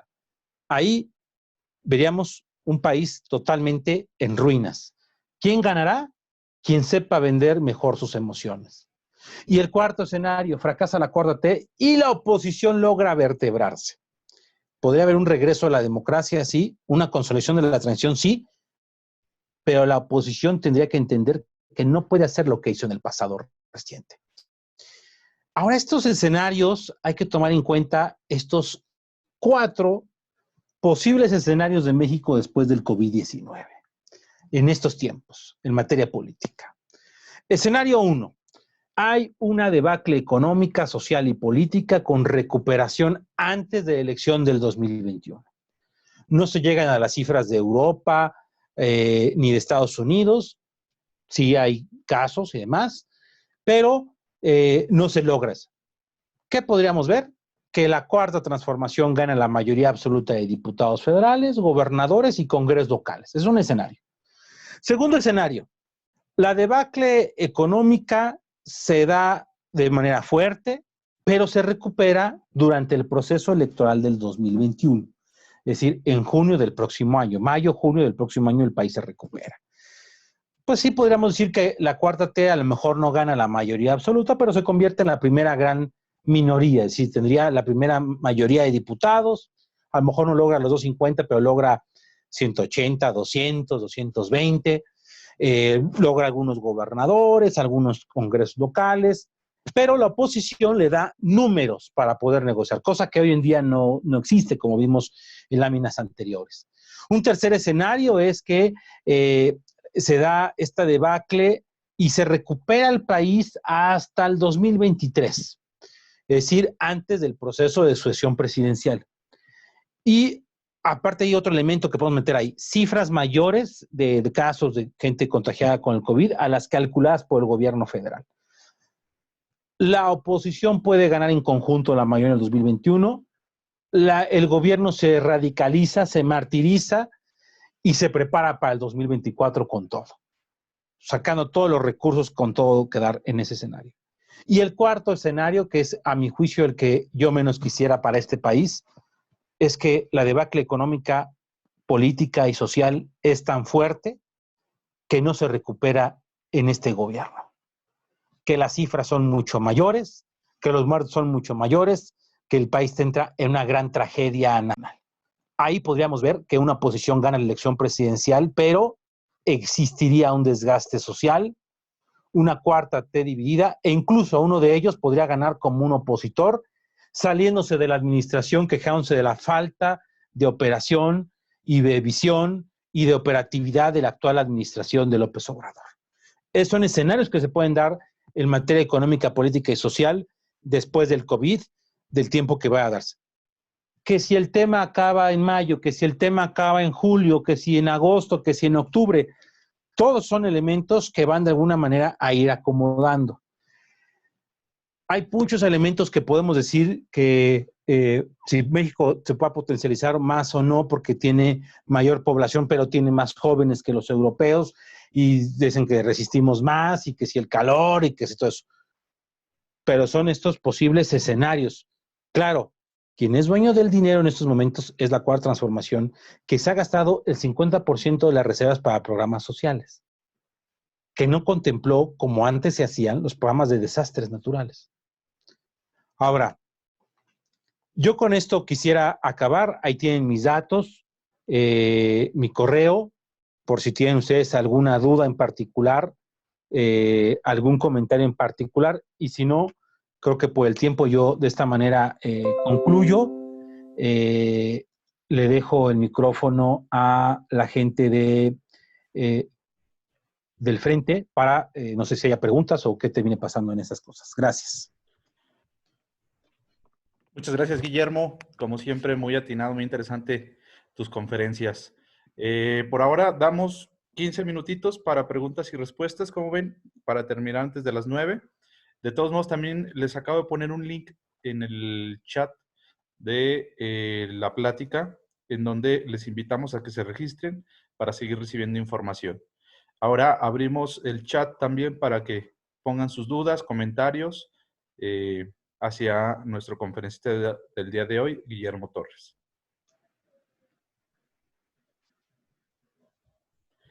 La primera, los ciudadanos pro familia y pro aborto, ¿cuáles serían nuestras opciones para votar el 2021? Ok, yo creo que todavía es muy temprano para ya decir qué candidatos. Yo creo que lo que hemos visto en la tendencia política de los últimos tiempos es ir por el candidato, más que por el partido. Por desgracia, eso nos ha orillado la democracia en nuestro país. No quisiera yo decir un partido en particular, porque hay partidos que a lo mejor se pueden en papel ser muy buenos, pero en los hechos tienen gentes abominables para nuestros temas de vida y familia. Pero también puede darse que haya gentes de otro lado que puedan tener. Ahora, pensándolo de una manera más clara, pues eso es una opinión personal, no es la opinión del frente, hago la aclaración. Yo no le apostaría a quienes sigan construyendo la cuarta T. Es mi opinión personal.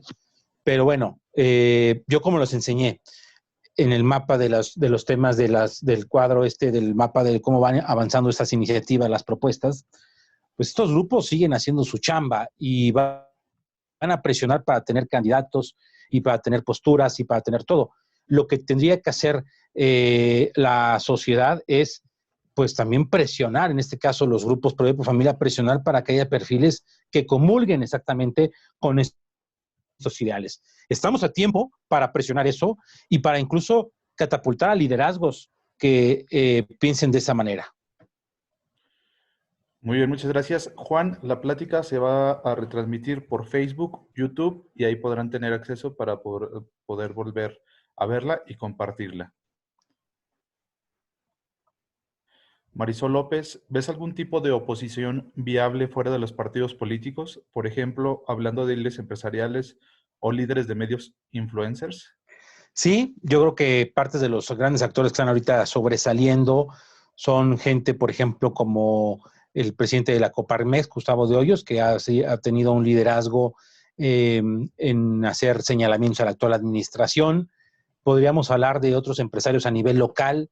Hay esfuerzos muy bien hechos, como lo que hacen, por ejemplo, el Consejo Ciudadano en San Luis Potosí, que yo veo que traen una agenda clara y van teniendo un ritmo muy fuerte.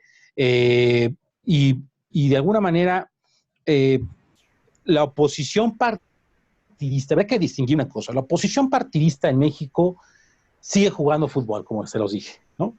No se ha dado cuenta. Y estos empresarios o estos influencers, claro que pueden convertirse en liderazgos fuertes si también nosotros como sociedad empezamos a entender que no todo debe ser la vía tradicional, sino que pueden abrirse otro tipo de vías para generar conciencia, para generar esa parte.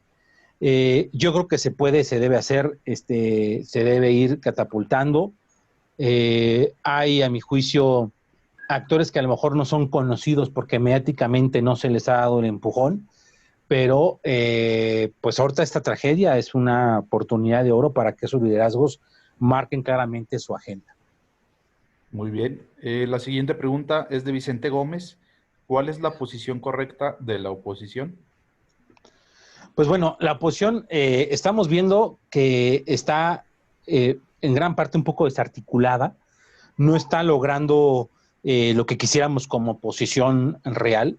También hay que entender que las circunstancias actuales no son las mejores por la composición del legislativo, por cómo se juega, cómo están jugando los gobernadores.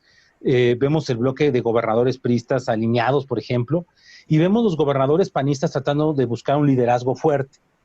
Algunos de ellos incluso, por ejemplo, no haber firmado el tema del INSABI, que no mencioné el tema del INSABI, por ejemplo, por tema de tiempo, pero que pueden ser elementos con liderazgo fuerte. Incluso si uno revisa también las evaluaciones de los gobernadores, pues hay gobernadores que están haciendo su chamba, su trabajo, y que a lo mejor no tiene ese reflector. Entonces, la oposición sí debería ser una posición, a mi juicio, más estratégica y que sepa llegar a la población. Lo que yo exponía en un principio. Mientras estemos hablando de gobiernos de coalición y políticas públicas y de un lenguaje elevado, López Obrador habla de puercos, marranos, cochinos, etcétera. Y no hemos entendido que tenemos que hacer esa parte. Tenemos que, por ejemplo, hacer propuestas para beneficiar en estos momentos en COVID a los más necesitados, porque los más necesitados van a comprar el discurso de quien les regale, quien les venda mejor el tesoro, no de quien les garantice que en un futuro podrían las cosas mejorar. Ellos lo que quieren ver son cosas inmediatas. Entonces, creo que tenemos que cambiar mucho esa parte, esa narrativa, y la oposición tiene que cambiarla, acercarse más todavía a la población. Muchas gracias. Otra pregunta es si el partido PES, supondría que el nuevo Partido Encuentro Solidario, realmente apoyaría los temas pro familia y antiaborto. Yo creo que va a terminar haciéndolo para ir ganando su voto duro, su electorado, pero ojo, en muchos otros temas, que a lo mejor no son los temas de vida y familia, va a terminar haciendo apoyo total, va a terminar alineándose a lo que diga el gobierno de Morena, va a terminar alineándose a lo que diga el gobierno de la Cuarta T. Entonces va a terminar jugando así. Entonces, a veces, ojo, sí, los temas de la vida y la familia, nos metemos mucho al tema de la defensa del nonato y de eso, pero también se ve afectada la familia cuando se da un golpe a la economía de la familia, cuando de repente se aprueban endeudamientos, cuando vemos la corrupción del funcionario que tiene que construir un puente y construye el puente con materiales chafas porque se está llevando una megacomisión sota y porque se lleva vidas. Eso es lo que termina acabando con el ejercicio correcto de la política. Entonces, puede que sí tengan las banderas, yo no digo que no, pero debe hacerse en todo el paquete. Muy bien. La siguiente pregunta es si hay alguien viable en el PAN. Pues yo creo que hay gente viable en todos lados, hay gente honorable que puede de alguna manera construir. No quisiera yo apostarme por decir ahorita nombres porque no veo así como algo así muy claro, pero reconozco gentes muy inteligentes, por ejemplo, como Juan Carlos Romero Hicks, el coordinador de la bancada panista en diputados federales, da muy buen discurso, muy bien articulado. Veo a un gobernador Vila en Yucatán con liderazgo que está haciendo bien las cosas, como también puedo ver puede haber otro tipo de actores en un sector. Ya mencioné el caso de Gustavo de Hoyos y podríamos hablar de otros personajes que a lo mejor hoy en día no conocemos y que podríamos conocer más adelante. Muy bien, la siguiente pregunta es de Huicha. ¿Se prevé un escenario de represión? O sea, después de esta epidemia, donde la oposición se ponga muy fuerte y se lance contra el gobierno a nivel social o incluso armada. Yo creo que siempre cuando un gobierno que busca ser hacia dictadura, autoritario, empieza a fracasar, va a utilizar este tipo de herramientas. Hay un dato significativo. ¿A quién le encargó López Obrador el proceso de la construcción del aeropuerto Felipe Ángeles, aeropuerto de Santa Lucía, al Ejército. ¿A quién le está encargando el tema de precisamente de los hospitales, de la atención a los hospitales ante esta emergencia? Al Ejército. ¿A quién le está encargando la construcción de los hospitales del bienestar, de los bancos del bienestar, de las sucursales de los bancos del bienestar? Al Ejército. Es decir, López Obrador ha querido ganarse a las Fuerzas Armadas por el lado económico, como sucedió en el caso venezolano. Yo sé y estoy seguro que muchos hombres de las Fuerzas Armadas son íntegros y no van a caer en la tentación. Habrá otros que sus miserias humanas los van a arrinconar a que terminen por esa vía. Y sí creo que el gobierno pueda utilizar la fuerza si ve a una oposición que le empieza a arrebatar. Primero va a empezar la violencia verbal, como nunca ha dejado de hacer López Obrador. Después vendrá la persecución, como ya hizo con gentes como Medina Mora, como Lozoya, como Robles, que tienen cola que les pisen. Ojo, no estoy diciendo que son inocentes. Claro que tienen colas que les pisaran. Claro que se pusieron de pechito, pero de alguna manera se van abriendo por ese lado. Adelante. La siguiente es de Fabi Tepox. ¿Hasta cuándo estimas que podría estar pasando la contingencia del COVID? ¿Y cuáles estimas que realmente serán las consecuencias económicas para México? Porque es claro que no están diciendo la verdad. Pues bueno, híjole, las consecuencias económicas, hay dos visiones. La visión más optimista que yo mencionaba es que el país tiene un decrecimiento del 2%. Hay quien le dice que puede caer un decrecimiento del menos 7%, mayor al 2009. Hay quienes hablan que podríamos hablar de la mayor crisis económica desde la Revolución Mexicana. Eso es un elemento que podría darse. Por otro lado, hay otros elementos que no necesariamente tienen que ver con la crisis del COVID. La lucha por el precio petrolero entre Arabia Saudita y Rusia, que ha afectado el precio del barril de petróleo, pero hay uno que sí le corresponde a este gobierno, y es el tema de la inversión. El tema de la cancelación de esta planta cervecera en Mexicali, pues claro que va a tener repercusiones, se convierte esto en una bola de nieve más fuerte. Y entonces digamos que el peso mexicano, por cierto, es la moneda que más se ha devaluado en los últimos 3 meses, que se ha devaluado en un 35%, incluso arriba del rublo, que ha caído por el tema petrolero, que la moneda china. ¿Por qué? Porque de alguna manera esta falta de motivación para la inversión pues tiene consecuencias graves. Y parecía que el gobierno no lo está haciendo. Hoy, precisamente en la conferencia mañanera, una reportera le dice al presidente cuál es su opinión sobre la salida de capitales de manera fuerte. El presidente sale con su típica tangente de el tener otros datos. Entonces, las verdaderas consecuencias pues sí van a ser fuertes. Yo creo que va a haber 2 elementos importantísimos: la pérdida de empleo y, por otro lado, todavía la depreciación del peso dólar. Los más negativos dicen que vamos a estar en diciembre a 35 pesos el tipo de cambio, los más negativos. Yo sí creo que se va a dar esta evaluación, pero como marqué en los escenarios, a fuerzas todo lo que sube, todo lo que cae baja, pero también a veces sube. Y toda crisis económica en este país termina después de 1 o 2 años subiendo, que es un escenario predecible. Muy bien, el siguiente es un comentario de Manuel Arroyo. Dice: tenemos un escenario difícil. Urge un personaje que haga contrapeso. No veo a nuestros grupos apoyando a alguien. La siguiente pregunta es de Marisol López y comenta: dicen que en política no hay nadie muerto. ¿Cómo ves al PRI? Bueno, yo veo al PRI actual, al PRI de Alito, el exgobernador de Campeche, hoy en día dirigente nacional del PRI, alineado a la 4T. Por eso le dicen de cariño el AMLito, ¿no? Pues vimos a los gobernadores priistas, esos 12 gobernadores alineándose a López Obrador. Vemos cómo el PRI en muchos estados de la República, la preferencia electoral está a un dígito. Incluso vemos en algunos estados donde el PRI tiene un legislador cuando eran dueños del asunto.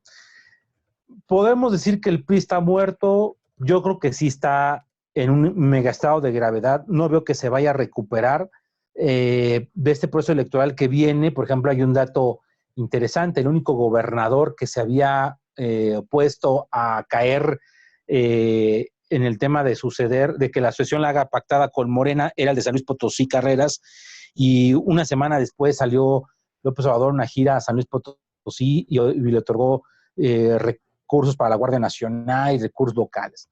Creo que yo sí veo al PRI muy, muy dañado, salvo en algunos lugares donde pueda hacer algo sobresaliente por ciertos personajes muy locales y por desgaste de otros actores ahí, pero veo muy difícil que se pueda recuperar.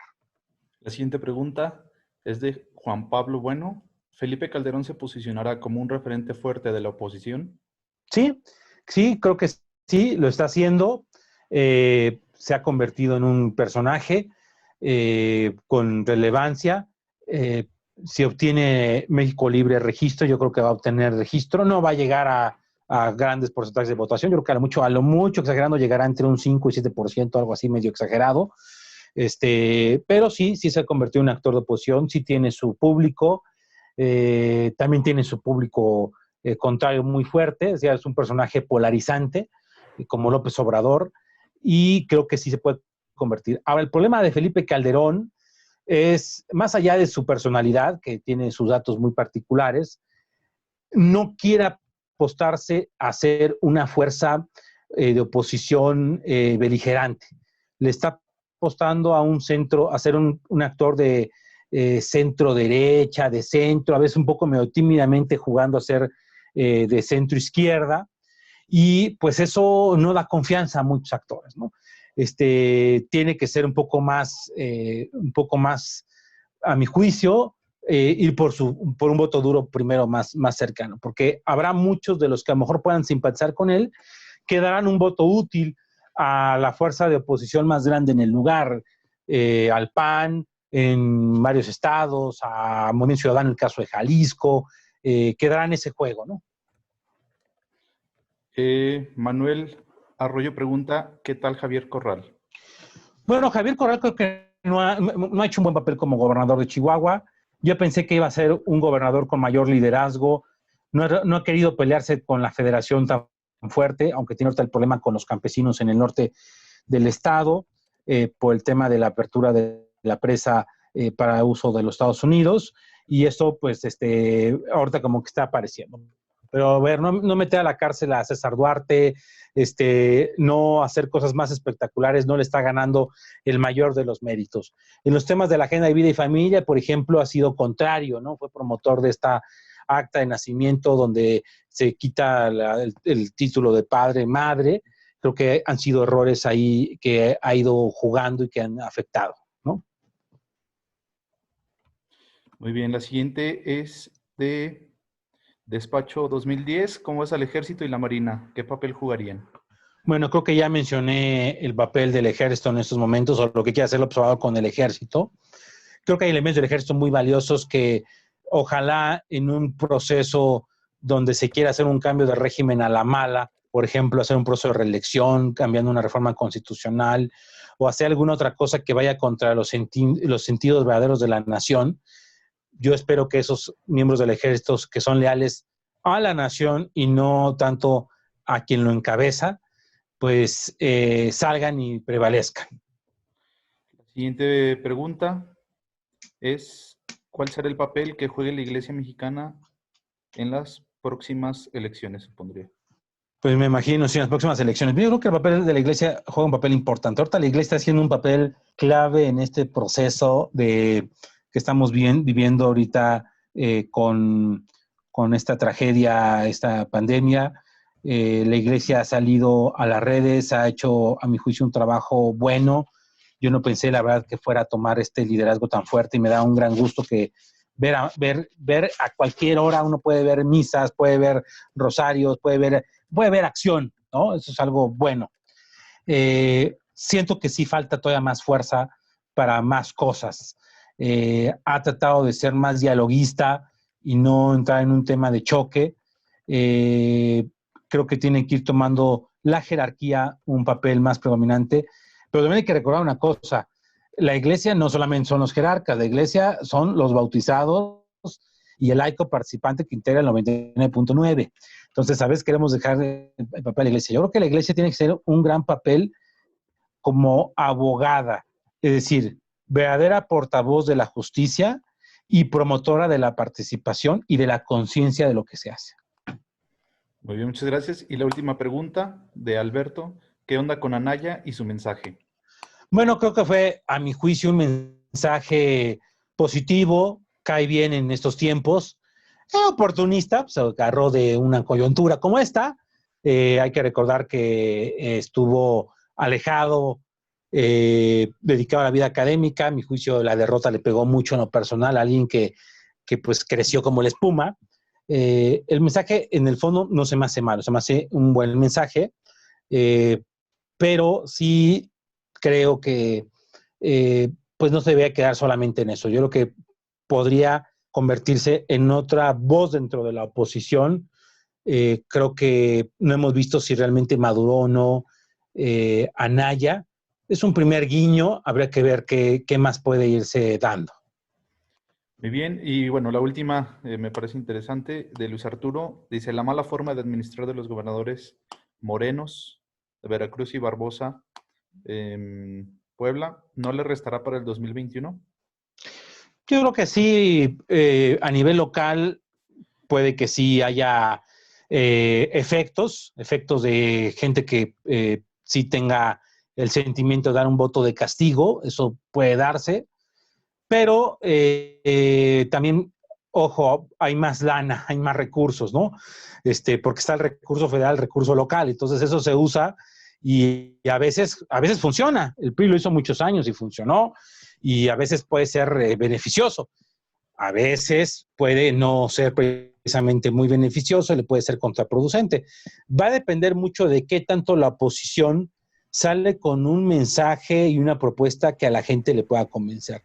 El caso de Veracruz es un caso particular, al igual que Puebla, porque podríamos decir que son estados ya que han sido gobernados por 3 fuerzas políticas distintas en tiempos recientes, con caciques muy particulares. El finado Moreno Valle, que bueno, sabemos su forma de operar políticamente monstruoso como gran operador, y por otro lado el caso de los Yunes en Veracruz, que también es otro operador político, con colmillo retorcido, que pues no pudieron lograr la sucesión. Bueno, en el caso de Moreno Valle sí, bueno, primero puso Tony Gal y después llegó la esposa, una desgracia acaba con el tema, pero no le alcanzó incluso esa desgracia para que se mantuviera el morenovallismo. Y en el caso de Veracruz, el yunismo pues se cayó con un candidato tan malo, contra un candidato tan malo como Cuitlahua García, que su mérito de haber sido diputado federal y maestro de la Universidad Veracruzana. Creo, por eso repito, que puede darse que sí haya cambios, pero hay más recursos para todo este tipo de cosas. Muy bien, muchas gracias, Guillermo.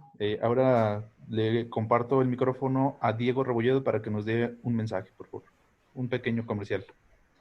Muchas gracias, Eric. Y bueno, agradecemos a Guillermo Torres Quirós por esta charla que nos ha dado y nos ha abierto el panorama de la 4T. Y bueno, los quiero invitar para el día miércoles 8 de abril, igual a las 7 de la tarde, para la charla de Eric González Nerin, que lleva por título Hacer bien el bien, un análisis a la incidencia del proceso legislativo. Será igual vía Zoom y estaremos enviando las invitaciones vía WhatsApp, Facebook y Twitter. Y con respecto a esta conferencia, se va a subir a redes sociales, tanto a Facebook, Twitter y en YouTube. Y pues agradecemos mucho a los ponentes, a Guillermo por esta gran charla. Muy bien, pues muchas gracias a todos, que pasen una muy buena noche y nos vemos el próximo miércoles. Que tengan buena noche.